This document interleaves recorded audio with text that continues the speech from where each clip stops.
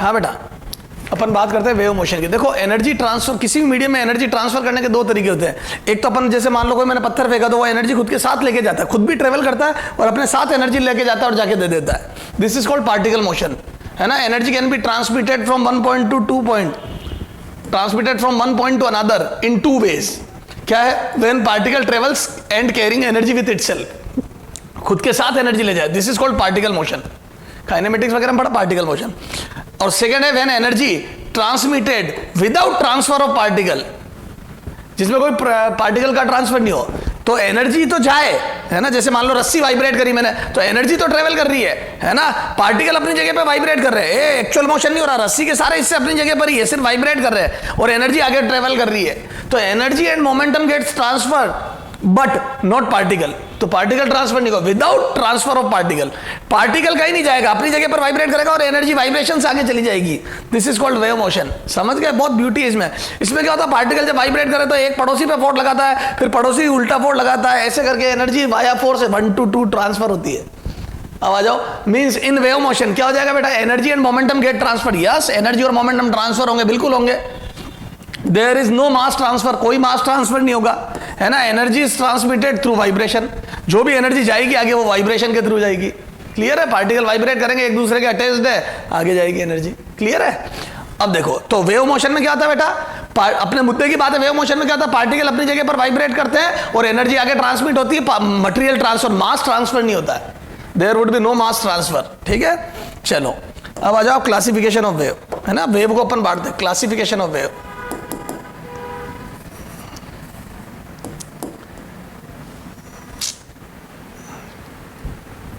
ठीक है, अपन बात कर रहे हैं क्लासिफिकेशन ऑफ वेव। अब वेव को अपन बांटेंगे, ठीक है। अभी अलग अलग बेसिस पे होगा क्लासिफिकेशन ऑफ वेव, है ना।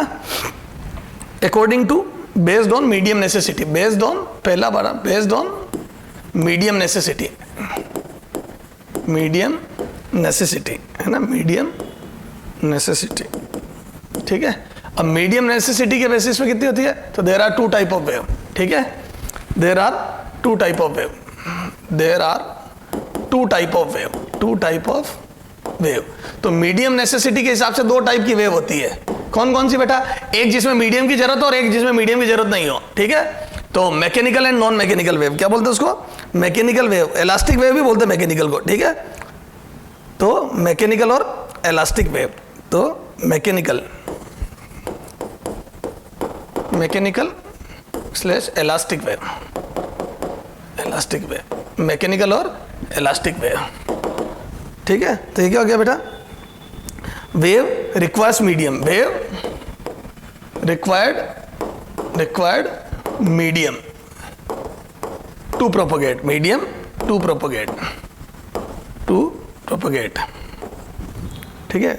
Waves required medium for to propagate या for their propagation, waves required medium for their propagation या to propagate is called mechanical wave, is called mechanical और इलास्टिक वेव, मैकेनिकल और elastic wave. इस wave को क्या बोलते हैं बेटा, मैकेनिकल और इलास्टिक वेव, जिसमें मीडियम की जरूरत हो। ठीक है, अब मीडियम की जरूरत वाली वेव कौन कौन सी होगी बेटा, वेव ऑन स्ट्रिंग, है ना, साउंड वेव में मीडियम की जरूरत होती है ना।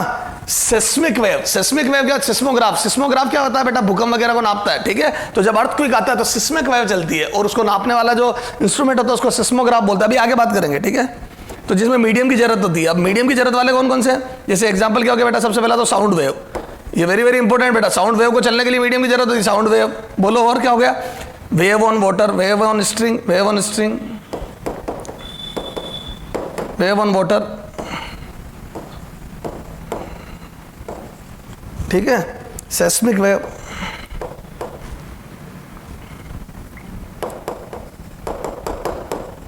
एटसेट्रा, है ना, और भी होती है एटसेट्रा, अपने जो काम आएगी। अपने ये साउंड वेव मैकेनिकल वेव होती है, बात पता होना चाहिए। इसको चलने के लिए मीडियम की जरूरत होती है। वैक्यूम में साउंड ट्रेवल नहीं कर सकती। इस रूम में वैक्यूम कर दो, मैं बोलूं तेरे को कुछ सुनाई नहीं देगा, क्योंकि तुझे जो सुनाई देता है वो प्रेशर, वाइब्रेशन या एयर फ्रैक्शन, कंप्रेशन, तेरी कान पे गिरते पर्दा हिलता है तो सुनाई देता है। ठीक है बेटा, तो वैक्यूम में आप कितना ही चिल्ला लो, और जब दो साउंड प्रूफ रूम बनाने होते हैं, साउंड प्रूफ रूम, तो हम ऐसे ही करते हैं, वैक्यूम क्रिएट करते हैं उसकी जो वॉल्स होती है उसमें। ठीक है बेटा, चलो। तो ये क्या हो गया बेटा अपना मैकेनिकल वेव। अब आ जाओ non mechanical wave. In non mechanical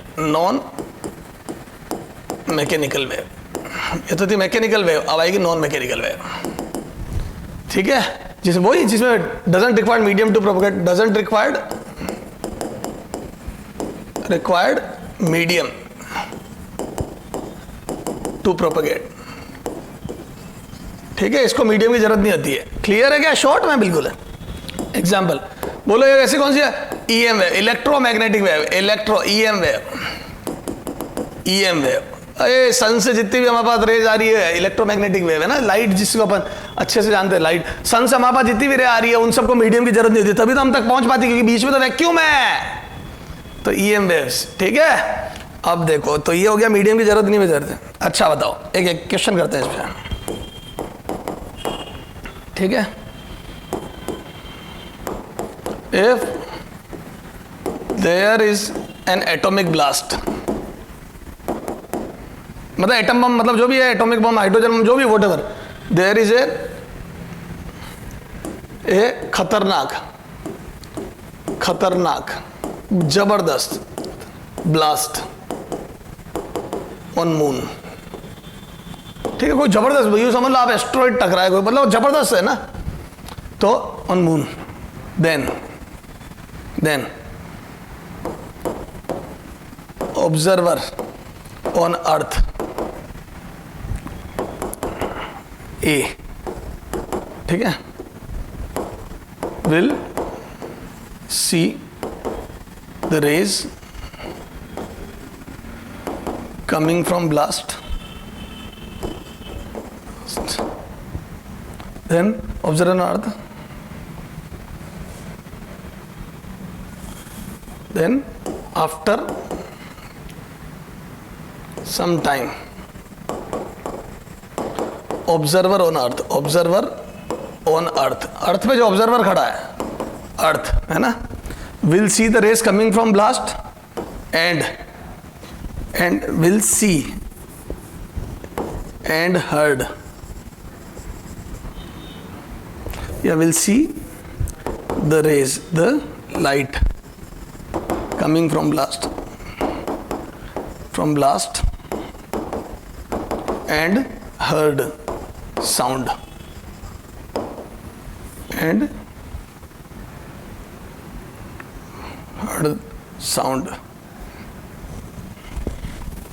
heard sound मतलब अगर आया तो सुनेगा, मतलब है ना। B, will not see the light coming from but heard sound. ठीक है, C, will not see the light coming from blast and will not heard will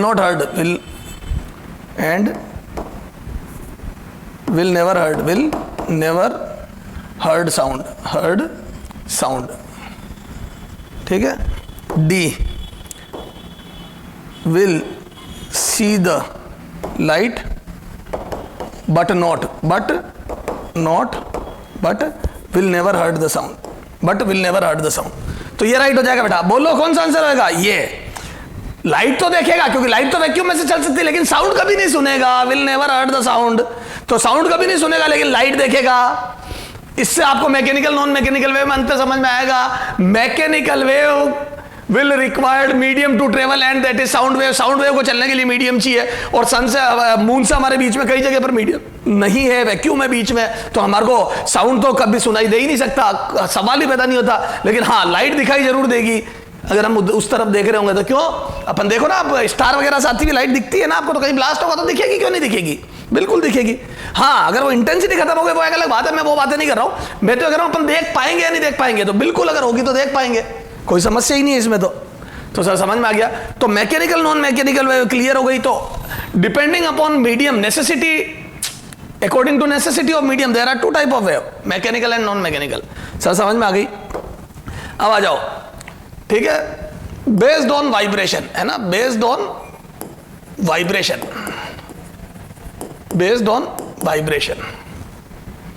है ना, या based on direction of vibration, direction of vibration, direction of vibration. तो vibration की direction, vibration, vibration, ठीक है, based on direction of vibration. Vibration की direction के according कितनी टाइप की वेव हुई, ठीक है। चलो आ जाओ। तो दो टाइप है transverse, there are two type of waves, again there are two types of wave, two types of wave. कौन कौन सी बेटा? ए transverse wave,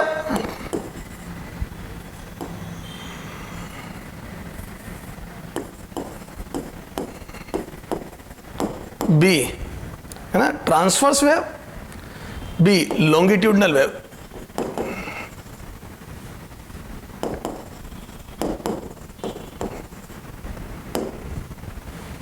longitudinal wave,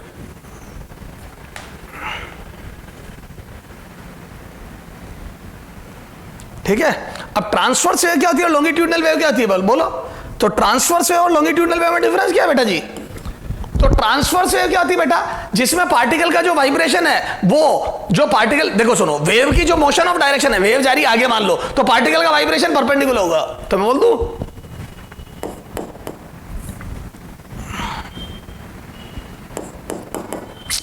heading डालो ट्रांसवर्स वेव, है ना,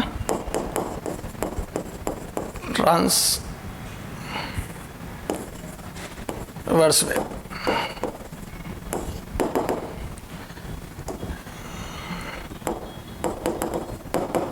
In this type of wave,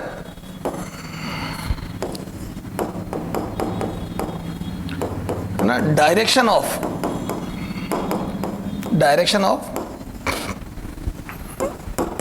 vibration particle will be perpendicular to the direction of motion of wave, perpendicular to the direction of motion of wave, direction of motion of wave. तो जो direction of motion of wave, तो जो wave का motion है, direction of motion है, उसके perpendicular vibration होंगे। समझ में नहीं आया? ये देखो, ये वाइब्रेशन होंगे यूं और वेव जारी होगी यूं, तो this is direction of wave, direction of propagation. तो ये तो डायरेक्शन ऑफ प्रोपगेशन हो गई, और ये हो गया direction of vibration. This is vibration की डायरेक्शन, ये तो this is direction of vibration, direction of vibration. तो वेव वाइब्रेट यूं कर रही है और मूव यूं कर रही है, तो डायरेक्शन ऑफ प्रोपगेशन ये हो गया और डायरेक्शन ऑफ वाइब्रेशन ये हो गया। तो this is called transverse wave. Longitudinal wave है ना, second longitudinal wave,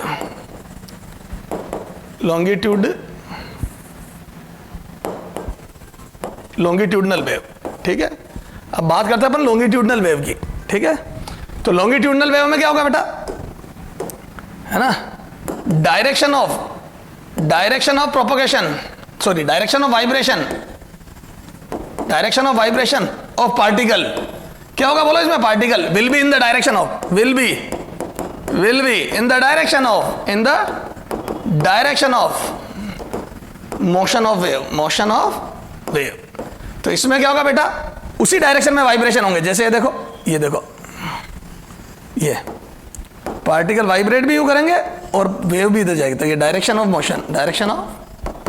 motion, and this is direction of vibration. ये तो डायरेक्शन ऑफ वाइब्रेशन और मोशन सेम होगा, है ना, ये डायरेक्शन ऑफ वाइब्रेशन, तो ये तो टू एंड फ्रो उसी डायरेक्शन में, ठीक है। ये अब एग्जांपल देखो बेटा, इधर देख एग्जांपल, तो पीछे लिख देते हैं। इसकी एग्जांपल क्या है बेटा? ट्रांसवर्स वेव की एग्जांपल बोलो, ठीक है। वेव ऑन स्ट्रिंग, जो स्ट्रिंग पे वेव बनेगी वो ट्रांसवर्स वेव होगी बेटा। अरे बोलो, ट्रांसवर्स वेव होगी, वेव ऑन स्ट्रिंग। देखो आप रस्सी को यूं ही तो वाइब्रेट करोगे, तो वेव ऑन स्ट्रिंग, ठीक है। ईएम वेव भी ट्रांसवर्स वेव होती है, उसमें इलेक्ट्रिक और magnetic field direction of motion of wave के परपेंडिकुलर वाइब्रेट करते हैं, तो EM wave is also transverse wave. EM wave बेटा ट्रांसवर्स और लॉन्गिट्यूडनल होने के लिए ऐसा कोई जरूरी नहीं है कि मतलब होता ना वो हो क्या मीडियम रिक्वायर्ड। हालांकि समझना अपन, ये ईएम वेव थोड़ा सा स्पेशल केस है, बाकी हाँ, है ना। तो wave on string transverse wave है, EM wave yes of course transverse wave है। क्लियर है? ठीक है ना, आ जाओ अपन, है ना, ये बहुत है एग्जांपल। हाँ, अब लॉन्गिट्यूडनल वेव के एग्जांपल बोलो। सबसे अच्छा example sound wave. Sound wave, तो लॉन्गिट्यूडनल वेव का best example sound wave. Sound wave जब मीडियम में ट्रेवल करती है, ए साउंड वेव इन गैस और लिक्विड एंड गैस, ठीक है, तो वो लॉन्गिट्यूडनल वाइब्रेशन होता है साउंड वेव, ठीक है। तो दिस इज लॉन्गिट्यूडनल वेव, ठीक है ना। तो sound wave is best example of longitudinal wave, ठीक है। अच्छा, आगे चलो, ठीक है ना, ये लॉन्गिट्यूडनल वेव। अच्छा, सॉलिड्स में अभी अपन बात करेंगे इसको, फिर अपन और डिटेल में बात करेंगे अभी ना लॉन्गिट्यूडनल उसकी। अच्छा, बेस्ड ऑन एनर्जी प्रोपोगेशन या बेस्ड ऑन, है ना, based on energy propagation, energy propagation. तो एनर्जी प्रोपोगेशन के बेस पे भी there are two type of wave, there are two type of wave, ठीक है। पहला प्रोग्रेसिव और दूसरा standing. First progressive wave, progressive wave, और second standing wave, progressive wave and standing wave, ठीक है। Progressive wave and standing wave. तो based on energy propagation there are two type of wave, progressive wave and standing wave. One is progressive wave. अच्छा, अब देखो बेटा, क्या होती है प्रोग्रेसिव वेव और क्या होती है स्टैंडिंग वेव, ठीक है। तो जो मीडियम में, नाम से पता पड़ रहा, जो मीडियम में चले दैट इज प्रोग्रेसिव वेव, है ना। तो progressive wave, progressive wave moves in medium, ठीक है। Progressive wave moves in medium, but standing wave क्या होता है बेटा, स्टेशनरी वेव, है ना, ठीक है। इन progressive wave moves in medium with constant speed, with constant speed भी लिख दो, कांस्टेंट स्पीड, ठीक है। तो progressive wave moves in medium, moves in medium, ठीक है, या यूं बोल लिख दो energy propagate, progressive wave moves in medium, progressive wave moves in medium, है ना, या यूं लिख दो energy propagates, energy propagates, energy propagates in medium, ठीक है। तो एनर्जी प्रोपोगेट करती भैया इसमें, ठीक है। अच्छा, स्टैंडिंग वेव में क्या था, तो इन स्टैंडिंग वेव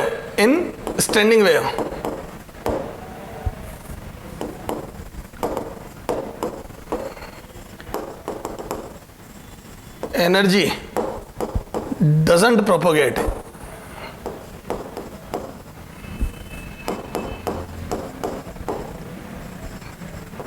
इन मीडियम, ठीक है। इसमें तो एनर्जी प्रोपोगेट होती प्रोग्रेसिव में, उसमें energy doesn't propagate in medium. Clear है? अरे बोलो, ठीक है, ठीक है, इसमें एनर्जी चलेगी। अब जैसे इसके एग्जांपल क्या क्या बेटा, अरे बोलो, तो प्रोग्रेसिव और स्टैंडिंग वेव, तो वेव ऑन स्ट्रिंग, अब देखो इसमें अलग अलग है, वेव ऑन स्ट्रिंग, लेकिन स्ट्रिंग क्या होता है, एक तरफ बंधी हुई और एक तरफ अपन जस्ट वाइब्रेट करें तो पहले चलती है, और यही दोनों एंड से बंधी हुई और अपन ने एकदम से, या इसमें भी थोड़ी देर बाद स्टैंडिंग वेव बन जाएगी दोनों से, और बीच में से हिला के छोड़ दी तो स्टैंडिंग है। तो इसमें एग्जांपल मत लिखो, आपको पता पड़ जाएगा, अपन स्टैंडिंग वेव को अलग से पढ़ेंगे और प्रोग्रेसिव वेव को अलग से पढ़ेंगे। तो प्रोग्रेसिव वेव में वेव वाइब्रेट, मतलब वेव मूव करेगी, एनर्जी मूव करेगी एक प्लेस से दूसरे प्लेस पे। स्टैंडिंग वेव में फिक्स हो जाएगी। एग्जांपल देखिए बता देता हूं, दिखा देता हूं आपको। जैसे रस्सी है, अभी चुपचाप है और मैंने वाइब्रेट कराना चालू करी, तो आपको वेव जाती हुई दिखेगी आगे, ये देखो ना, वाइब्रेशन आगे ट्रेवल करते हुए दिखेंगे, तो बोल दो दिस इज प्रोग्रेसिव। पानी में पत्थर गिरा है, आपको सर्कल आगे बढ़ते हुए दिखेंगे, these are progressive wave. Standing wave क्या हो गया, ये दोनों फिक्स रिजिड एंड है, मैंने बीच में से वाइब्रेट करा के छोड़ दी, ये देखो आप, तो मैं बोल दूं ये पूरी रस्सी में पार्टिकल ऊपर नीचे वाइब्रेट कर रहे हैं। अब देखो पार्टिकल वाइब्रेट जरूर कर रहे हैं, लेकिन एनर्जी कहीं जा नहीं रही है, फिक्स हो गई, कन्फाइंड हो गई, इन दो रिजिड एंड के बीच में कन्फाइंड हो गई energy. This is called standing wave. तो स्टैंडिंग वेव में एनर्जी मूव नहीं करेगी, जो एनर्जी जहां पे एनर्जी इस रस्सी के अंदर यहीं पे कन्फाइंड हो गई एक पर्टिकुलर स्पेस में, तो बोल दो एक बाउंडेड रीजन में एनर्जी कन्फाइंड हो जाती है, this is called standing wave, ठीक है। तो अब इसमें एग्जांपल है, ठीक है। अब देखो, है ना, ऑन द बेसिस ऑफ, अब अगला बोल लेते अपन ऑन द बेसिस ऑफ, ठीक है,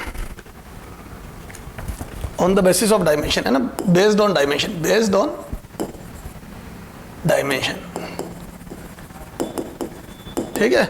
1D 2D 3D है ना, बेस्ड ऑन डायमेंशन, ठीक है। तो there are 3 type of wave, there are 3 type of wave, 1D 2D 3D, 3 type of wave, ठीक है। फर्स्ट 1D है ना, मूव्स इन, है ना, moves in A line, a straight line. तो वो वेव जो स्ट्रेट लाइन में मूव करे, है ना, प्रोपोगेट करे, उसकी एनर्जी एक स्ट्रेट, मतलब इन उसके जो डायरेक्शन ऑफ मोशन वो स्ट्रेट लाइन हो, ठीक है। ये 2D मूव्स इन प्लेन, तो यहां पे इसका एग्जांपल क्या हो जाएगा, वेव ऑन स्ट्रिंग। इसका एग्जांपल क्या हो जाएगा, बोलो, वेव ऑन स्ट्रिंग, ठीक है। ये जा progressive wave on string, you करो, प्रोग्रेसिव वेव ऑन स्ट्रिंग, ठीक है, ये एग्जांपल। सेकंड बोलो 2D, सेकंड क्या हो गया बेटा, 2D, ठीक है, 1D, ठीक है। Wave move in a plane, move in a plane, in a plane, जैसे, है ना, मूव इन ए प्लेन, जैसे wave on water, wave on water. तो पानी पे जो वेव है वो 2D है, देखो बहुत अच्छा एग्जांपल है। अपन जैसे पत्थर गिराते हैं सब तरफ मूव कर दिए, देखो ऐसे, ये देख यहाँ पत्थर गिराया था ना, ये ऐसे, तो बोल दूं 2D में सब तरफ मूव करेगी, देखो पूरे प्लेन में। अरे बोलो ना, एक सरफेस में सब तरफ मूव करेगी, okay sir. 3D move in space, है ना, waves move in space, waves move in space, ठीक है। ये तो बोलो, तो पूरे स्पेस में मूव करती है, जैसे light wave from point source, light wave from point source, और वो कोई भी सोर्स हो आप, from light wave from point source. अपन एक एग्जांपल ले रहे हैं पॉइंट सोर्स, ठीक है, तो उससे निकलना लिखे कैसे, ये देखो सब तरफ जाएगी ना 3D में। अब ये स्फेरिकल, अरे बोलो स्फेरिकल वेव फ्रंट होंगे, तो बोल दो सब तरफ जाएगी, तुम्हारी तरफ भी आएगी, ये प्लेन में नहीं है, तुम्हारी तरफ भी आ रही है, ये यूं भी आ रही है और अंदर भी जा रही है, ठीक है। ये पॉइंट सोर्स है, सोर्स। तो light will move, light wave will move like sphere is expanding, like sphere is expanding, ठीक है। जैसे कोई स्फीयर फैल रहा है ऐसे मूव करेगी, है ना, आउटवर्ड जाएगी। तो ये हो गया 3D, तो 1D 2D 3D, ठीक है। तो 3 टाइप्स हो गया। अब देखो बेटा कौन कौन सी वेव किस किस में ट्रेवल करती है, जैसे अपन ने पढ़ा ना ट्रांसवर्स और लॉन्गिट्यूडनल वेव। अब जो लॉन्गिट्यूडनल वेव होगी उसमें जैसे साउंड वेव है तो वो कंप्रेशन और रेयरफेक्शन से आगे बढ़ेगी, देखो ना, उसमें particle to and fro motion करते हैं, पहले मीडियम एक जैसा होता है ना, इक्वी स्पेस्ड,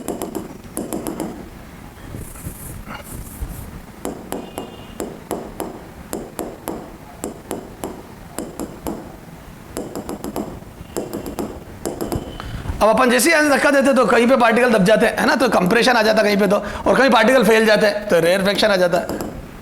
तो जहाँ पे दबेंगे पार्टिकल वहाँ कंप्रेशन आ जाएगा और जहाँ फैलेंगे वहाँ रेयरफेक्शन आ जाएगा। तो कहीं मीडियम दब जाएगा और कहीं मीडियम फैल जाएगा, कहीं मीडियम दब जाएगा कहीं, तो कंप्रेशन और रेयरफेक्शन होते हुए वेव आगे बढ़ती है, ठीक सर, ठीक है।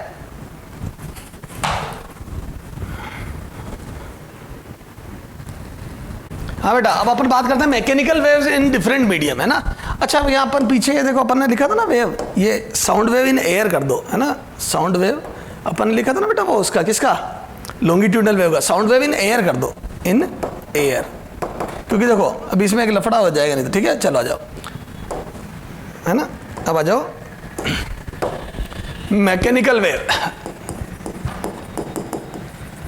Wave in different medium, in different medium, mechanical wave in different medium, ठीक है। अब डिफरेंट मीडियम में, तो अब देखो जो अपने मैकेनिकल वेव होगी तो उसका अलग अलग मीडियम में अलग अलग हिसाब किताब होगा प्रोपोगेट करने का, है ना। तो मैं बोल दूं mechanical wave, mechanical wave, mechanical wave, waves, wave will be transverse or longitudinal, or longitudinal,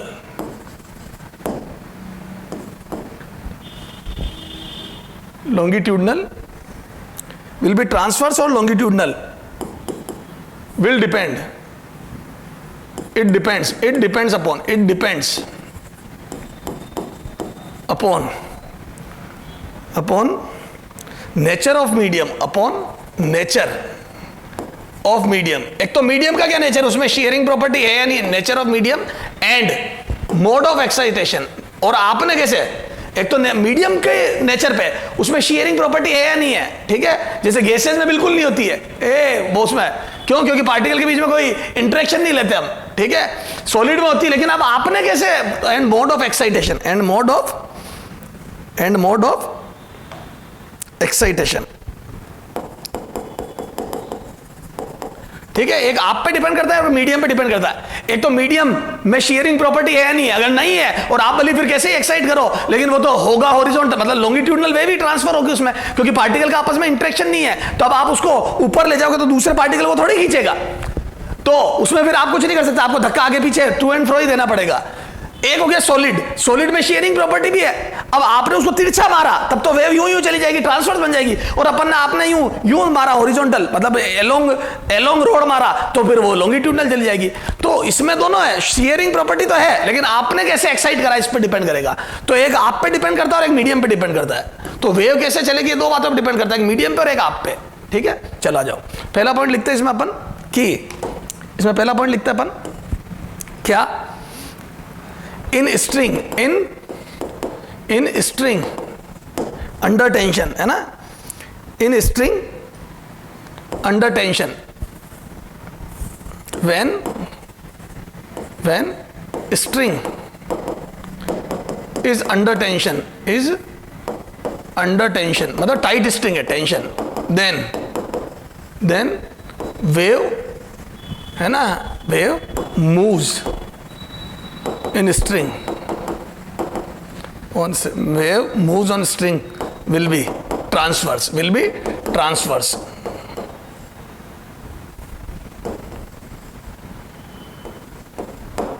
ठीक है, will be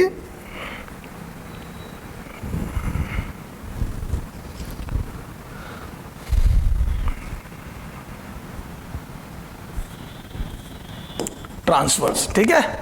अरे बोलो, है ना, इन गैसेस एंड लिक्विड में भी, and liquid,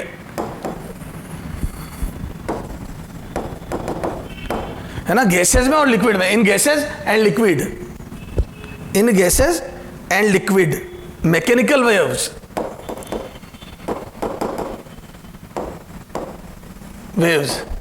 will always be longitudinal, will always be longitudinal, ठीक है। गैस और लिक्विड, क्योंकि उनकी शेयरिंग प्रॉपर्टी होती है, इसमें नेग्लिजिबल होती है लिक्विड में शेयरिंग प्रॉपर्टी, और इसमें तो गैस में तो बिल्कुल नहीं होती, ठीक है। तो आ जाओ एग्जांपल, साउंड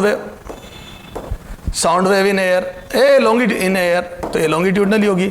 वैसे मैंने पीछे भी एग्जांपल लिखवा दिया, तो sound wave in air longitudinal होगी, खूब काम आएगी मेरे, क्लियर है क्या, ठीक है। सॉलिड में दोनों टाइप की वेव बनती है, तो ध्यान रखना, लिक्विड गैस में जब भी वेव मूव करेगी तो वो 100% लॉन्गिट्यूडनल ही होगी, ठीक है। अच्छा, तो आ जाओ, इन सॉलिड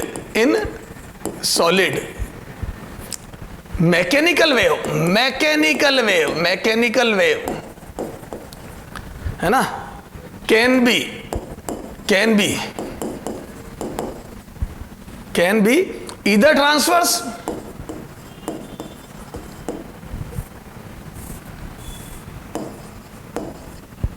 और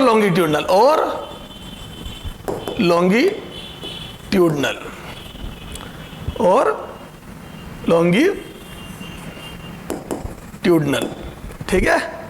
डिपेंडिंग अपॉन, ये अब आप पे डिपेंड करेगा। मीडियम ने तो कह दिया भाई मैं दोनों बना सकता हूं। Depending upon mode of excitation, mode of excitation, mode of excitation, ठीक है। अब मोड ऑफ एक्साइटेशन पे डिपेंड करेगा कि कैसी होगी, बट है ना, मोड ऑफ एक्साइटेशन। अगर देखो, अब इसमें देखो, अगर आपने किसी, ये सॉलिड रोड है, सुनना, ये सॉलिड रोड है, सॉलिड रोड, सॉलिड रोड है ना, रोड तो सॉलिड ही होती है। अब आपने हथौड़े से यूं दिया दम, आपका दमीड़ ऐसा है, ये है ना, ये यूं यूं, अरे कैसे मार दिया, ये देख, हथौड़ा ही सही नहीं पकड़ा मैंने तो, ये लो, ये आपने यूं दिया जोर से, है ना, ये दम, तो वेव ऐसी बनेगी। ए इधर देख, ये जो है ना, ये थोड़ा सा सॉलिड ऐसा हो जाएगा बेटा, वेव ऐसे चलेगी इसके अंदर, ये क्लियर है। तो जो वेव होगी वो ये सॉलिड में यूं चलेगी, तो दिस इज ट्रांसफर्स है। लेकिन आपने दमीड़ ऐसा दिया है, आपने इसमें जो, ये आपने हैमरिंग ऐसे करी है, ये बेटा अंग्रेजी में ये ले, तमीज से बोलूं बेटा, ये ले, ये यूं, तो इसमें वेव यूं चलेगी, है ना, टू एंड फ्रो यूं, क्लियर है। तो यहाँ लॉन्गिट्यूडनल बनेगी या ट्रांसवर्स बनेगी, दोनों बन सकती है, डिपेंड करता है आपने हैमरिंग कैसे करी, तिरछी करी है, यूं डायरेक्ट यूं मारी है, लॉन्ग रोड, ठीक है। तो ये ट्रांसवर्स और लॉन्गिट्यूडनल दोनों, तो ये हो गया ट्रांसवर्स वेव का, ट्रांसवर्स वेव, वेव, ठीक है। ये हो गया लॉन्गिट्यूडनल, ठीक है। ये तो डिपेंड करता है कि आपने हैमरिंग कैसे करी। तो इस सॉलिड में दोनों बनती है, लिक्विड गैस में कंफर्म ट्रांसवर्स वेव भी ट्रेवल करेगी, सॉरी लॉन्गिट्यूडनल वेव भी ट्रेवल करेगी, वहां ट्रांसवर्स नहीं बना सकते क्योंकि पार्टिकल के बीच में कोई इंटरेक्शन नहीं होता है। ये लो, गैस का एक पार्टिकल है, दूसरा पार्टिकल है, अगर आपने इसको ऊपर नीचे वाइब्रेट कराया तो इसका इससे कोई कनेक्शन नहीं होता है, ठीक है। लेकिन सॉलिड में होता है, सॉलिड में अगर आप पहले को उठा के ऊपर फेंकोगे तो दूसरा उसको पकड़ के ले जाएगा साथ में, क्लियर है सर, समझ में आ गई। अब देखो, है ना, but in same medium, in solid speed of these to wave, speed of these to wave, दोनों टाइप की जो वेव बनी, these two wave will be है ना, will be different, very very important, different. Sir कैसे? तो speed of longitudinal wave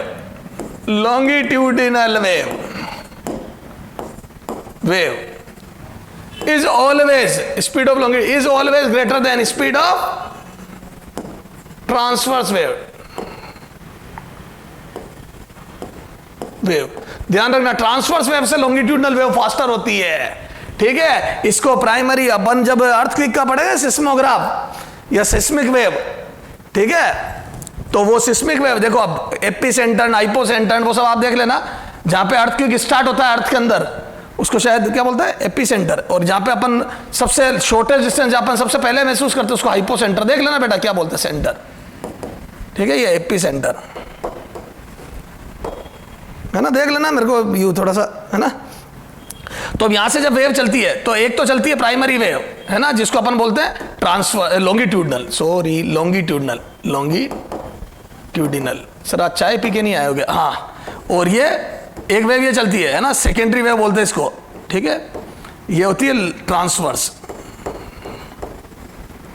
ठीक है, ये स्लो, ये पीछे पीछे आती है, तो ये प्राइमरी वेव आगे भागती है और सेकेंडरी वेव पीछे पीछे आती है। तो मैं बोल दूं जब एपिसेंटर, जहां पे अब ये हाइपो एपी कौन सा होता है, ये देख लेना यार बेटा, ये मेरे को है ना कंफ्यूजन, ये तो जहां पे अर्थक्वेक स्टार्ट होता है और जहां हम सबसे पहले महसूस करते हैं, ये छोड़ो ना, अपन ये इसको हटा ही देते हैं ना यार, माथा फोड़ी, ये देख, जहां पर अर्थक्वेक स्टार्ट होता है, जहां हम पहली बार ऑब्जर्व करते हैं, तो स्टार्ट होने से वहां चलने में हमारे को दो झटके महसूस होते हैं, पहला और दूसरा। पहला होता है प्राइमरी झटका, जो प्राइमरी वेव के कारण आता है, जो पहले पहुंचता है, क्योंकि primary wave are faster than secondary wave. तो सॉलिड में ध्यान रख लेना, लॉन्गिट्यूडनल वेव हमेशा फास्टर देन वो होती है सेकेंडरी वेव, ठीक है। और जो इसको बोलते हैं सेस्मिक वेव, ठीक है, इसमें प्राइमरी वेव की अर्थक्वेक में, during earthquake,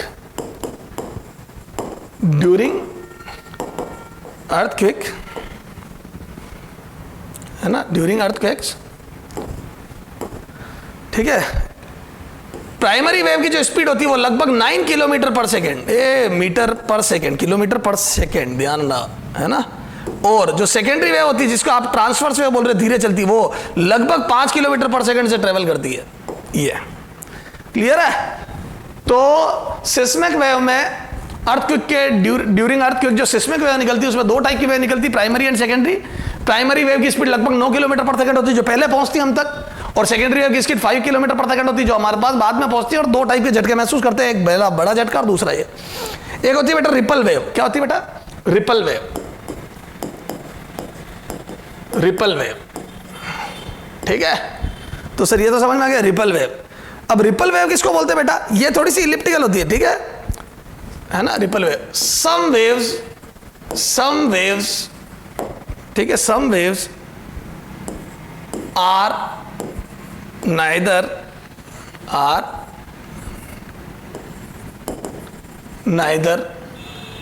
transverse nor longitudinal, neither transverse nor longitudinal,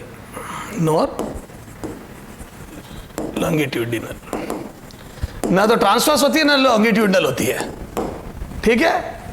but दोनों होती है ना, but a combination of both, but a combination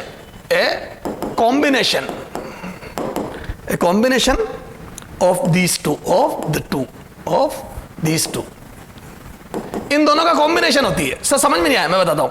जैसे एग्जांपल बताता हूं फिर उसको समझाता हूं। Example, wave on water surface, wave on water surface, water surface not under water, water surface, है ना, जो पानी पर वेव बनती है। सुनना ध्यान से हो। उसमें क्या होता है बेटा? पार्टिकल इलिप्टिकल मोशन करता है थोड़ा सा, देखो वो पार्टिकल यूं घूमता है। आप देखना कभी पानी, ये पार्टिकल जो है ना वो यूं घूमता है, यूं थोड़ा सा इलिप्स बनाता है वहां पे। आप कभी देखना पानी हिलता है तो यूं हिलता है, यूं, ठीक है, यूं। समझ गए? वो देखना पानी बोल रहा है अजीब सा, वो ऊपर नीचे नहीं होता, थोड़ा आगे पीछे भी होता है ना, तो थोड़ा सा इलिप्ट। तो उसमें दोनों के गुण होते हैं, ऊपर नीचे भी हो रहा था और आगे पीछे भी, टू एंड फ्रो भी हो रहा था। तो पार्टिकल थोड़ा आगे पीछे भी सरकता है और ऊपर नीचे भी सरकता है, तो थोड़ा सा इसको रिपल वेव बोलते हैं। क्लियर है क्या? तो wave on water surface is called ripple wave, ठीक है। सर समझ में आ गया। अगले टर्न पर अपन इसके आगे बात करेंगे, कुछ डेफिनेशन देखेंगे और आगे बढ़ेंगे, ठीक है। तो कुछ डेफिनेशन, हाँ बेटा, वेव मोशन पढ़ रहे थे अपन, वेव मोशन में अपन आगे बात करते हैं, तो कुछ डेफिनेशन देखते हैं। वेव मोशन में क्या देखते हैं बेटा? सम इंपॉर्टेंट डेफिनेशंस, है ना। लास्ट टर्न पे अपन ने बात कर ली थी वेव के टाइप्स क्या क्या थे, वेव क्या होती, वेव मोशन पार्टिकल मोशन में क्या डिफरेंस है। टाइप ऑफ वेव में अपन ने देखा अलग अलग, जैसे मीडियम की नेसेसिटी के हिसाब से देखा तो mechanical, non mechanical wave. Sound अपने मैकेनिकल वेव है, साउंड वेव इन एयर, मतलब साउंड मैकेनिकल वेव है, किसी भी मीडियम में चले, ठीक है। और ईएम वेव एक नॉन मैकेनिकल वेव है। तो अपन लाइट को तो ट्रेवल कर सकती है वैक्यूम में, लेकिन साउंड नहीं कर सकती, ये बात सीखी अपन ने। फिर अपन ने वाइब्रेशन के हिसाब से देखा तो लॉन्गिट्यूडनल ट्रांसवर्स देखी अपन ने, तो अपन ने सारी बात देख ली, कहां लॉन्गिट्यूडनल बनती, कहां ट्रांसवर्स। तो मेनली लॉन्गिट्यूडनल वेव सॉलिड में ट्रांसफर लॉन्गिट्यूडनल दोनों ट्रेवल कर सकती है। हमारे पे डिपेंड करता है कि हमने मोड ऑफ एक्साइटेशन पार्टिकल को एक्साइट किस टाइप से करा है, ठीक साहब। लेकिन एयर और लिक्विड में, मतलब गैस और लिक्विड में सिर्फ लॉन्गिट्यूडनल वेव ट्रेवल कर सकती है, ट्रांसवर्स नहीं, क्योंकि उसकी शेयरिंग प्रॉपर्टी नहीं होती, ठीक है। That is not sharing material, ठीक है। नेग्लिजिबल शेयरिंग होती है लिक्विड की, ठीक है। ठीक सर, समझ में आ गया। उसके बाद फिर अपन ने बात करी थी बेटा 1D 2D 3D वेव की, है ना, on the basis of direction of energy propagation. उसके बाद फिर अपन ने बात करी थी बेटा क्या, प्रोग्रेसिव और स्टैंडिंग वेव, है ना। तो अपने इसमें accord on the basis of energy propagation दो टाइप की वेव होती है, या तो प्रोपोगेट करे या ना करे, ठीक है ना। तो ये समझ में आ गई सर। अब अपन बात करते हैं इंपॉर्टेंट, सम इंपॉर्टेंट डेफिनेशंस, सम डेफिनेशंस जो हमारे आगे काम आएगी, ठीक है। एक तो होता है एम्पलीट्यूड, बहुत वेरी वेल नोन, एसएचएम में भी पढ़ा था बेटा, तो इसलिए ज्यादा एम्पलीट्यूड, है ना। मैक्सिमम डिस्प्लेसमेंट, क्या होता है ये? Maximum displacement from mean position, from mean position is called amplitude. बस इतने, है ना, maximum displacement from mean position, ठीक है। इसको ए से डिनोट करते हैं, है ना, in vibration, from mean position in during vibration of particle, during या इन वाइब्रेशन ऑफ पार्टिकल, ठीक है। वाइब्रेशन में जो मीन पोजीशन से मैक्सिमम डिस्प्लेसमेंट होता है, मीन पोजीशन क्या होती है? जहां पर नेट फॉर जीरो, ठीक है। एसएचएम में भी बहुत आसान अपन ने पढ़ा उससे, जैसे अब ये पार्टिकल यूं वाइब्रेट कर रहा है, तो this is mean and this is maximum displacement A, clear है? अच्छा यूं कर रहा है तो भी ये mean, this is maximum displacement A, clear है क्या? ये तक जाएगा, ये this length is a. Sir समझ में आ गया? टाइम पीरियड बोलो, बहुत आसान, टाइम पीरियड बोलो क्या था? टाइम पीरियड कैपिटल टी से, है ना? Time taken to complete, time taken to complete 1 round, time taken to complete 1 round. एक राउंड कंप्लीट करने में जो टाइम लगता है, देखो ये यहां गया, यहां जाने, यहां आने, यहां नहीं, अभी राउंड कंप्लीट नहीं हो, नीचे जाके यहां आने में, दिस इज 1 राउंड। इसमें जो टाइम लगता है that is time period T. Clear है क्या? चलो उसके बाद फ्रीक्वेंसी, और कौन कौन सी डेफिनेशन है बेटा? फ्रीक्वेंसी, एंगुलर फ्रीक्वेंसी है ना, फ्रीक्वेंसी सब पता है यार, ये तो सब फ्रीक्वेंसी एन से भी लिखते हैं, एफ से भी। तो number of round in 1 second, ठीक है? एक सेकंड में जितने राउंड कंप्लीट करता है कोई भी एसएचएम में, ये देखो 1 सेकंड में अगर इसने दर तो 10 राउंड, तो फ्रीक्वेंसी इज 10, ठीक है ना? इट्स यूनिट इज हर्ट्ज, ठीक है? ये एक होता है एंगुलर फ्रीक्वेंसी। क्या होता है बेटा? Angular frequency. देखो जो जो डेफिनेशन बुक में लिखी वही लिख ले, एंगुलर फ्रीक्वेंसी, ठीक है? अब एंगुलर फ्रीक्वेंसी तो कोई बार इसको एग्जाम में फ्रीक्वेंसी लिख देता, ठीक है? एंगुलर फ्रीक्वेंसी है ना, इसको ओमेगा से डिनोट करते हैं, है ना? इट इज गिवन बाय सीधा इट इज गिवन बाय, है ना? कोई डेफिनेशन में गिवन बाय बोलो इसका, तो ओमेगा बराबर 2 पाई एन। ए लीनियर फ्रीक्वेंसी और एंगुलर फ्रीक्वेंसी में डिफरेंस होता है, और ओमेगा बराबर 2 पाई बाय टी। ये दो रिलेशन, इससे अपन टाइम पीरियड निकालेंगे जगह जगह, ठीक है? ओमेगा बराबर 2 पाई बाय टी यूज करके। समझ में आ गया? इसकी यूनिट होती है रेडियन पर सेकंड, इट्स यूनिट इज, तो यूनिट से पता पड़ता है, वो फ्रीक्वेंसी लिख के जैसे लिख दिया 2 पाई रेडियन पर सेकंड, तो समझ जाना एंगुलर फ्रीक्वेंसी है, इट्स यूनिट इज, ठीक है ना? तो यूनिट से पता पड़ता है बेटा, रेडियन पर सेकंड। समझ में आ गया सर? उसके बाद आ जाओ वेवलेंथ, ठीक है? वेवलेंथ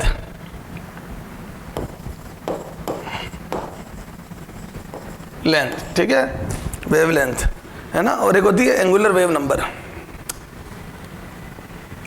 वेवलेंथ क्या था बेटा? लैम्डा से डिनोट करते हैं, तो वही दो क्रस्ट और ट्रफ्स के बीच का सेपरेशन। वैसे मैंने तुम्हारे को एक डेफिनेशन और बताया है ना, ये तो separation between two successive crust और ट्रफ्स, क्रस्ट और ट्रफ्स, दो सक्सेसिव क्रस्ट या ट्रफ्स के बीच का सेपरेशन। क्लियर है ना? और या फिर मैंने बताया था यार डिस्टेंस ट्रेवल्ड बाय, याद है? Distance travelled by wave in 1 round of SHM, in 1 round of SHM, है ना? Distance travel by wave in medium, in 1 round of SHM. जाना ना, कई बच्चे सोच लेते ये वाली डिस्टेंस 4 है, नहीं, एक राउंड करता तब तक आगे कितना चला, ठीक है? तो एक डेफिनेशन दिया गया इन दोनों के बीच की डिस्टेंस, है ना, क्रस्ट और ट्रफ्स के बीच की। क्लियर है? तो एक तो हो जाएगा दो क्रस्ट और दो सक्सेसिव क्रस्ट और 2 सक्सेसिव ट्रफ्स के बीच की डिस्टेंस, है ना? अदरवाइज ये एक राउंड में डिस्टेंस ट्रेवल। अब देखो ये मैंने आपको वेव ऑप्टिक्स में समझाया था बेटा, याद है? कि एक पार्टिकल एक राउंड कंप्लीट करता तो वेव आगे कहां पहुंचती है, फिर वो पार्टिकल इसके साथ हो जाता, दोनों सेम फेज में हो जाते हैं। क्लियर है? तो मैं बोल दूं दिस डिस्टेंस लैम्डा बराबर कितनी हो जाएगी? तो वेव की स्पीड अगर v है और एक राउंड में जो टाइम लगता है कैपिटल T है, तो मैं बोल दूं ये हो जाएगी v into T. This is ये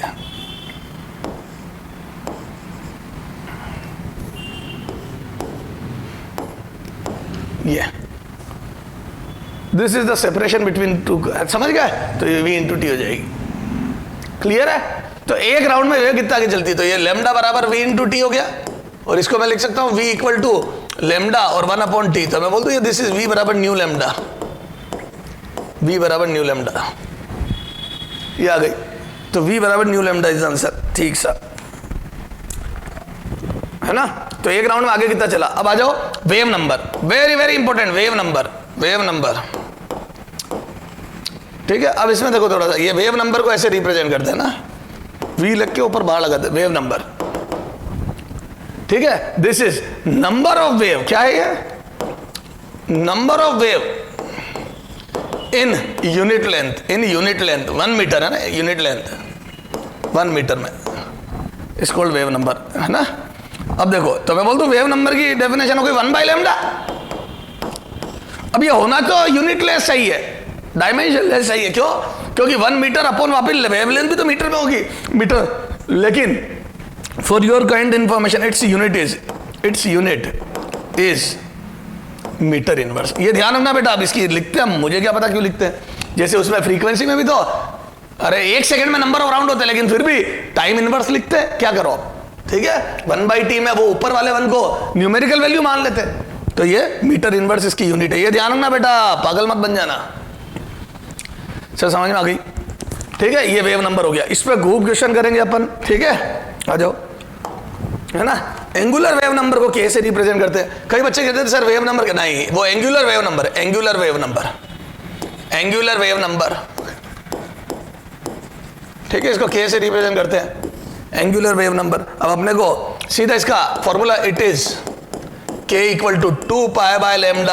अपने ये प्रोग्रेसिव वेव में काम आएगा बेटा। x का कोफिशिएंट जो होता है ना, स्पेस का जो फंक्शन x का कोफिशिएंट k होगा, k = 2π/λ लिख के हम वेवलेंथ निकालेंगे मेरे बच्चों, ठीक है। ये सर समझ में आ गया? तो वेव नंबर समझ में आ गया सर, वेवलेंथ समझ में आ गई। ये सारी बातें इधर देख बेटा। वेवलेंथ में मैंने ज्यादा बात इसलिए नहीं करी, है ना, थोड़ी सी, क्योंकि ये बात मैं समझा चुका हूं। दोबारा को वेव ऑप्टिक्स में देखो लेक्चर, ठीक है। जो बच्चा 11th में उसको समझ में आ गई, कोई दिक्कत नहीं है। क्या? क्योंकि एक कंप्लीट राउंड में distance travel in horizontal direction, तो बेटा एक राउंड होने में t टाइम लगता है, उतने में आगे कितना चलेगा? तो वेव की स्पीड v है, याद है, वेव कांस्टेंट स्पीड से मूव करती है, तो v × t। ये क्या दिक्कत है इसमें? कोई दिक्कत नहीं है। और ये याद है 9th क्लास का फॉर्मूला है, तो वेरी वेरी इंपॉर्टेंट फॉर्मूला। ये फॉर्मूला खूब काम आएंगे, छोटे छोटे फॉर्मूले, लेकिन जबरदस्त काम के फॉर्मूला। ये दीज आर फॉर्मूला बहुत काम आने वाले हैं, ठीक है। तो सर ये सारी डेफिनेशन तो समझ में आ गई। अब अपन थोड़ा सा वेव नंबर पे क्वेश्चन कर लेते हैं, है ना। अच्छा, एक बात और देखते हैं बेटा, यहाँ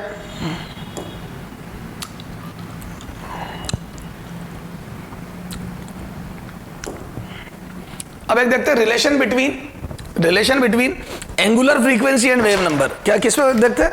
इस पे एक क्वेश्चन आया हुआ है बेटा एग्जाम में, वो क्वेश्चन ही मैं बता करा देता हूं आपको, ठीक है। बेहतरीन क्वेश्चन,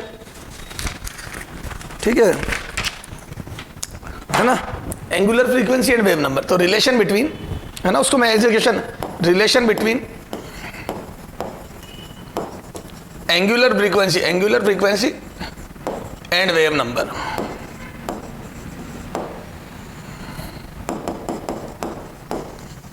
ठीक है।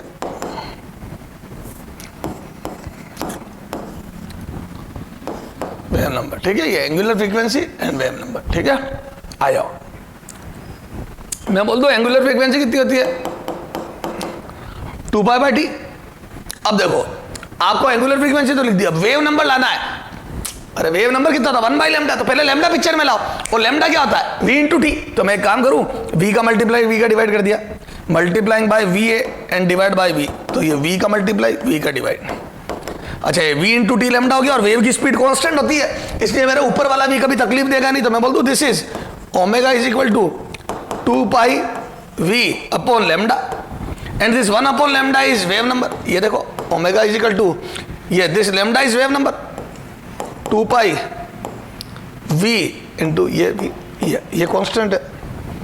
अरे बोलो, तो मैं बोल दूं ये स्ट्रेट लाइन बन गई। अरे बोल मेरे लाल, तो ये यहाँ पे ग्राफ बना रहा हूं, इधर देख, ये वेव नंबर और ये एंगुलर फ्रीक्वेंसी, ये तो क्या मैं बोल दूं ये ओरिजिन से पास होने वाली स्ट्रेट लाइन बन गई। क्यों? क्योंकि देखो वेव नंबर 0, तो ये, अब समझना मेरी बात को, समझना हो क्या हुआ क्या, जो देखो क्या मैं बोल दूं, सुनना, क्या मैं बोल दूं अगर किसी सोर्स की फ्रीक्वेंसी बढ़ेगी, कोई साउंड एमिटिंग सोर्स की फ्रीक्वेंसी बढ़ेगी, तो जैसे जैसे फ्रीक्वेंसी बढ़ेगी उस सोर्स की, मीडियम में स्पीड तो चेंज होनी नहीं भैया। जैसे एक सोर्स यहां लगा दिया मैंने, और ये एयर है, इसमें वो वेव एमिट कर रहा है, तो मैं बोल दूं अगर सोर्स की फ्रीक्वेंसी सेम है, सॉरी सोर्स की मीडियम सेम है और फ्रीक्वेंसी बढ़ा रहा हूं, तो मैं बोल दूं जितनी फ्रीक्वेंसी बढ़ेगी उसका राउंड जल्दी कंप्लीट होगा। बेटा वो एक जितनी फ्रीक्वेंसी बढ़ेगी राउंड जल्दी कंप्लीट होगा, और राउंड जल्दी कंप्लीट होगा तो आगे ज्यादा नहीं जा पाएगी। आप फ्रीक्वेंसी बढ़ाते जाओ, देखो पहले वो इतना आगे जा रही थी, फ्रीक्वेंसी कम थी, तो क्योंकि स्पीड भी यहां पे भी स्पीड भी, लेकिन राउंड जल्दी कंप्लीट हो गया तो वो ज्यादा आगे नहीं जा पाई। तो मैं बोल दूं वेवलेंथ बराबर v × t होता है, तो ये तो v तो कांस्टेंट है, लेकिन आप फ्रीक्वेंसी बढ़ाओगे तो मैं बोल दूं टाइम पीरियड कम हो जाएगा, तो वेवलेंथ घट जाएगी। देखो छोटी वेव बनने लगेगी, ये देखो, तो जैसे जैसे फ्रीक्वेंसी बढ़ेगी वेवलेंथ कम होती जाएगी। तो जैसे जैसे आप फ्रीक्वेंसी बढ़ाओगे टाइम पीरियड कम होगा, तो वेव एक राउंड में कम चल पाएगी। तो जैसे जैसे फ्रीक्वेंसी बढ़ती है वेव लेंथ छोटी होती जाती है, तो वेव नंबर बढ़ता जाता है। तो बोल दो नंबर ऑफ वेव बढ़ जाएगी। पहले 1 मीटर में 1 वेव आ रही थी, अब 2 आ जाएगी, फिर 3 आ जाएगी, फिर 4 आ जाएगी, 100 आ जाएगी। समझ गए? तो जैसे जैसे फ्रीक्वेंसी बढ़ेगी एक राउंड में वेव कम चलेगी तो कंप्रेस हो जाएगी वेव, यानी कि वेवलेंथ घट गई तो वेव नंबर बढ़ गया, क्योंकि वेवलेंथ का उल्टा वेव नंबर होता है। समझ गए क्या?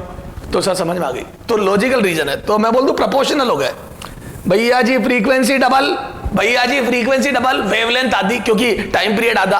तो मैं बोल दूं फ्रीक्वेंसी डबल तो टाइम पीरियड आधा तो वेवलेंथ आधी तो वेव नंबर डबल।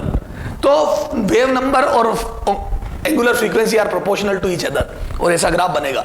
आप जैसे जैसे एंगुलर फ्रीक्वेंसी बढ़ाते जाएंगे वैसे वैसे वेव नंबर बढ़ता जाएगा। सर समझ में आ गया? Very very important. तो सर ये डेफिनेशन क्लियर हो गई। कुछ क्वेश्चन कराओ, आ जाओ कुछ क्वेश्चन करते हैं। एक अपन ने पहले करा था एग्जांपल नंबर 2। इफ अब देखो बिल्कुल जीरो से, if wavelength of a wave is lambda is equal to 20 centimetre, then wave number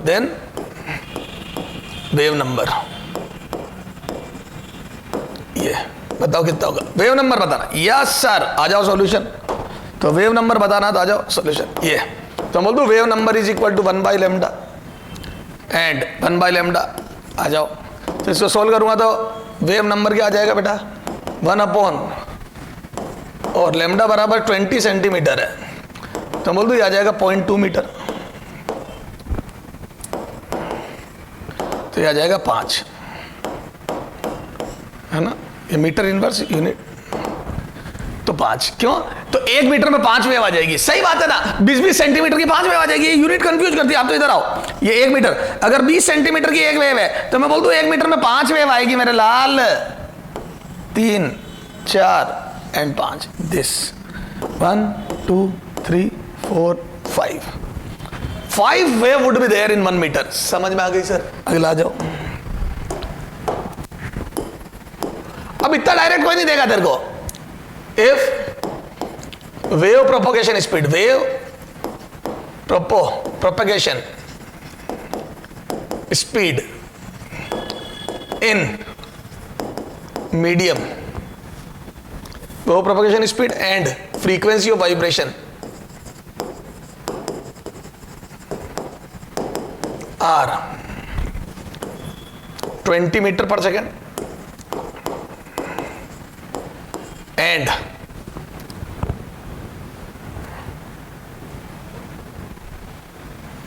600 hertz, 800 hertz respectively. Then find out wave number. अब थोड़ा सा क्या क्वेश्चन को मैंने अच्छा कर दिया। क्यों? थोड़ा नॉलेज ज्यादा लगाना है ना? है आसान कोई इसमें, कोई वो बस नॉलेज ज्यादा लगेगा। आ जाओ। अब देखो आपको वेलोसिटी दी है, वेव की स्पीड दी है और फ्रीक्वेंसी दी है, तो अपने को वेव नंबर निकालना है। देख मेरी प्लानिंग फिक्स है, मुझे वेव नंबर निकालना है तो मुझे 1 बाई लेमडा चाहिए, मतलब मुझे लेमडा चाहिए। और लेमडा के लिए मैं बोल दूं एस वी नो। आ जाओ, एस वी नो क्या जानते हो भैया तुम? एस वी नो वी बराबर न्यू लेमडा, तो यहां से आ जाए बेटा वी बराबर न्यू लेमडा, तो वी है 20, न्यू है 800, लेमडा मुझे पता करना, दिस एम्प्लाइज लेमडा बराबर आ जाएगा बेटा 20/800, और ये कितना आ जाएगा बोलो? 1/40 मीटर। मीटर में ही रहने तो चलो, ये आ गया लेमडा। और जैसे लेमडा आ गया बोलो वेव नंबर भी तो जानते अपन, वेव नंबर। यस सर जानते कितना? ये बराबर 1 बाई लेमडा, तो यहां से लेमडा का उल्टा करो तो कितना आ जाएगा? वेव नंबर बराबर 1 बाई लेमडा करा तो 40 मीटर इनवर्स, तो यूनिट वाली लिख दो 40। तो 1 मीटर में 40 वेव आ जाएगी ऐसी, क्योंकि इसकी वेवलेंथ 1/40 मीटर है। सर समझ में आ गई? तो कई बार वेवलेंथ डायरेक्ट दी होगी और कई बार वेवलेंथ आपको v बराबर n लेमडा से निकालनी पड़ेगी। This is very important formula, मैंने पहले ही बोल दिया था, 9वीं क्लास में पहली बार पढ़ा था आपने साउंड चैप्टर में। सर याद आ गया, सारी याददाश्त आ गई सर। आ जाओ आगे। अब एक बेहतरीन क्वेश्चन जो एग्जाम में पूछा वो करते बेटा। हाँ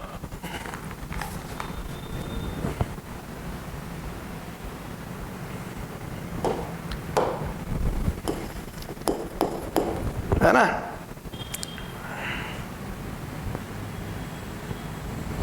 ए wave of frequency, a wave of frequency 500 hertz, of frequency 500 hertz travels 600 meter distance from x to y, from point x to point x to point y, है ना, इन 2 सेकेंड, 2 सेकेंड 2 सेकेंड में travel कर गई, ठीक है। 500 hertz उसकी frequency है और 600 मीटर की डिस्टेंस x से y तक उसने 2 सेकेंड में ट्रेवल कर ली। Then find out first wave number, ये एंड सेकेंड। अब जैसे जो रट के जाता है उनको बर्बाद है। And number of wave, and number of wave in x y distance, in x y length, ठीक है। एक्स वाई लेंथ में नंबर ऑफ वेव बतानी है, ये 2 चीजें। चला जाओ सॉल्यूशन। तो 500 हर्ट्ज इसकी फ्रीक्वेंसी है और 600 मीटर डिस्टेंस है जो वो 2 सेकंड में ट्रेवल कर लेता है। मैं बोल दूं वेव स्पीड कितनी आ जाएगी, वी वेव, तो आ जाएगा डिस्टेंस अपॉन टाइम, तो आ जाएगा कितना 600 मीटर अपॉन 2 सेकेंड, तो आ जाएगा बेटा v is equal to 300 metre per second. तो 300 मीटर पर सेकेंड से वेव मूव कर रही है मीडियम में, तो 300 मीटर पर सेकेंड से वेव जा रही है और उसकी फ्रीक्वेंसी है 500 एंड न्यू बराबर 500 हर्ट्ज। तो अपने पास न्यू है, वी है, तो बोल दो लेमडा आ जाएगा, बोलो कितना, हेंस लेमडा बराबर v by nu, and this is कितना आ जाएगा, बोलो lambda is equal to v है 300 और न्यू है 500, तो मैं बोल दूं ये आ जाएगा कितना, lambda is equal to 0.6 metre. देख लो बेटा 0.6 मीटर, तो ये मीटर में निकाल लिया मैंने लेमडा। बोले ना बेटा करना कुछ नहीं, आपको किसी भी तरीके से v बराबर न्यू लेमडा या डायरेक्ट लेमडा, किसी भी तरीके से लेमडा पे पहुंचना है।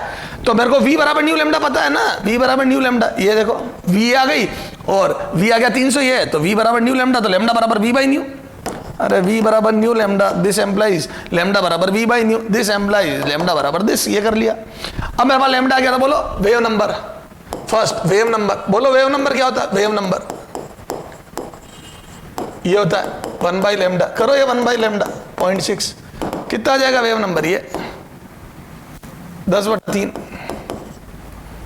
10/6, तो ये आ जाएगा 5/3 1.67, लेकिन अपन ऐसे लिखेंगे नहीं, तो हम बोल दूं ये 1 मीटर में इतनी वेव आ जाएगी, दिस मतलब 1.67, एक वेव पूरी और 2/3, समझ गए। तो आप यूं समझ लो 3 मीटर में 5 वेव आ जाएगी, समझ गए क्या, यूं गिना जाएगा ये। कई बच्चे सोचते सर ये कैसे हो सकता है फ्रैक्शन में, अरे क्यों नहीं आ सकता है, अगर 3 मीटर में 5 वेव होगी तो आप कैसे बोलोगे, यही तो बोलोगे 1 मीटर में लगभग 1 and 2/3 वेव, बिल्कुल सही है sir. Second number of wave, अब देख लॉजिक, नंबर ऑफ वेव, दिमाग तो यहां लगेगा, वेव इन कितना 600 मीटर। अब आता हूं, तब मैं बोल दूं मेरे पास वेव नंबर 1 मीटर में, या चल छोड़, वेव लेंथ है ना 600 मीटर, तो मैं बोल दूं number of wave is equal to, मैं बोल दूं आपके पास कितनी डिस्टेंस है, distance x y upon length of one wave upon length of one wave. एक वेव की लेंथ कितनी, वही तो वेव लेंथ होता है। वेव लेंथ क्या, लेंथ ऑफ वन वेव, जिसको अपन वन वेव बोलते हैं, 2 क्रस्ट और 2 ट्रफ्स के बीच की डिस्टेंस। तो मेरे पास एक वेव की लेंथ पता है मुझे, ये this is the length of one wave, ये और मुझे जब एक वेव की लेंथ पता है तो मैं बोल दूं टोटल वेव कितनी आएगी, अभी आ जाओ, तो मैं बोल दूं 600 मीटर में आ जाओ, तो number n equal to number, तो इज इक्वल टू आ जाएगा 600 मीटर डिस्टेंस है और एक वेव की लेंथ मुझे पता 0.6 मीटर है ना, एक वेव की लेंथ 0.6, तो काटा तो मेरे पास 1000 वेव आ रही है, 1000 वेव। क्लियर है, तो एक्स वाई में 1000 वेव समा जाएगी, तो 600 मीटर के अंदर 0.6 की 1000 वेव आ सकती है। सर समझ में आ गया, ठीक है।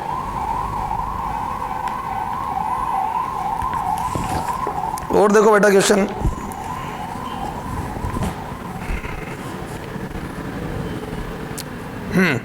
अब देखो v बराबर न्यू लैम्डा पे, ये तो वेव नंबर के क्वेश्चन कराए मैंने सारे, है ना, वेव नंबर कैसे निकालते हैं। तो वेव नंबर क्या होता है, 1 मीटर में नंबर ऑफ वेव, और कई बार वो पूछता है 600 मीटर में नंबर ऑफ वेव, निकाल लूंगा डिस्टेंस अपॉन एक वेव की लेंथ, 1 मीटर में निकालिए तो 1 अपॉन एक वेव की लेंथ, वही लैम्डा, 600 मीटर में निकालिए तो डिस्टेंस अपॉन एक वेव की लेंथ, खत्म, length of one wave. Sir समझ में आ गया।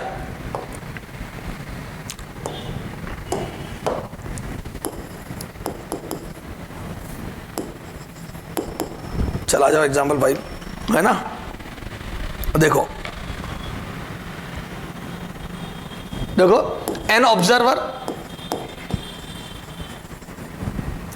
है ना, standing at sea coast, standing at sea coast, an observer standing at sea coast observe, observes 120 waves, observes 120 wave reaching at coast, reaching at coast, reaching the coast